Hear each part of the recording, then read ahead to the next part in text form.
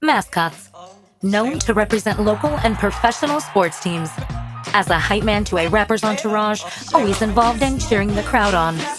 And whether it be getting stupid in the Bay or crunk in the A, from coast to coast across the U.S.A, these team mascots know how to get their fans rowdy.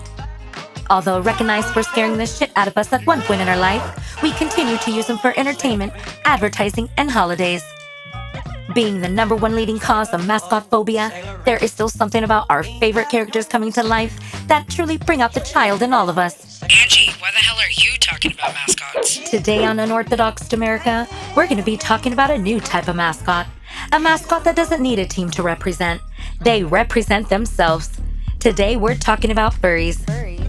And right now in the United States, almost half the country is fucking tripping.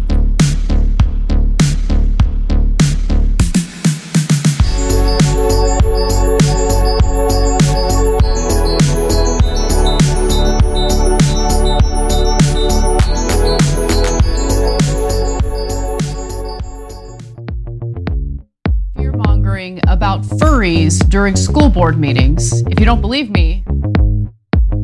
My friend, his wife, is a school teacher that had to install a litter box because there's a girl who's a furry. And Joe Rogan and Spotify pushed it to an audience of his millions of listeners. Joe Rogan, who spoke on his popular podcast about a school, offered litter boxes for students who call themselves furry. One Michigan mom who is terrified about the existence of litter boxes in the school bathroom. Joe Rogan spoke about the crazy rumor on his podcast. Now Rogan admits it didn't happen. Kitty litter boxes is a weird one. It is weird. It's not like an urban Legend. I fed into that. I don't think they actually did it. It doesn't seem that there's any proof that they put a litter box in there. That's not stopping other influential people from spreading the fake story, like Donald Trump Jr. Up in New England, they had litter boxes. I have a cocaine addiction. Tulsi Gabbard. The accommodations for this child who identifies as a cat in a school. If you don't know what furries are, it's where school children dress up as animals, cats or dogs, during the school day. They meow and they bark. CNN's Jake Tapper reported on the nutty myth and was completely incredulous. I mean, what? This is, needless to say, nonsense. And the most dumbest shit I've ever heard in my life.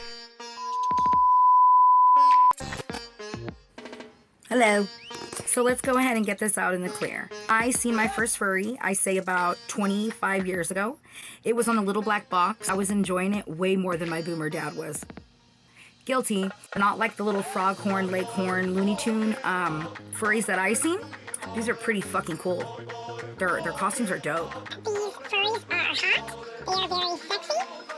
Hey there, pussycat. Whoa, whoa. I would be scared shitless if I walked down an alley and just seen one walking towards me. I would probably go the other way. If I seen one drinking a beer at a bar, it'd be different. Or smoking a joint. And honestly, it's fucking sad. It's sad. It's called something called furries. If you don't know what furries are, it's where school children dress up as animals, cats or dogs, during the school day. They meow and they bark, and they interact with their school, with the teachers and that in this fashion. And now schools are wanting to put litter boxes in the schools for these children to use. He certainly seems serious. We checked. This is not an April Fool's joke. Furries actually are a real thing. They are people who dress up as dogs and cats and every other kind of animal, and God bless them. They are not, however, taking over Nebraska schools and demanding litter boxes. And this wasn't just an offhanded comment at a campaign event. I think it's very disruptive within the school system. I think it's very disruptive within the classes. I even heard from one person here recently said that a student identified as a cat and wanted a litter box, and the school didn't provide the litter box, so the student went ahead and defecated on the floor. Really? Really? School administrators, what is going on? No, not really. Arr! 5. Arr! The Boston Tea Party. It's Angie. Thank you for joining me on Unorthodox America. Our country is pretty much going to shit. The whole world has front row seats. I believe that if we're lucky, hopefully we have a chance of Yellowstone erupting before we actually just burn it the fuck down. when our citizens and almost half of the fucking country, let's be real, thought that public schools were honestly putting kitty litter boxes in the bathrooms. Now, I don't think anybody understands that this is going to legitimately be in history books. This is going to be in our school syllabuses.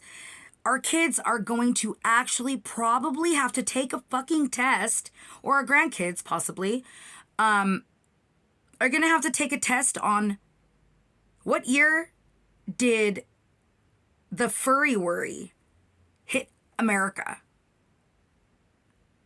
People honestly, and still do think, they still believe that there are kitty litter boxes in public bathrooms.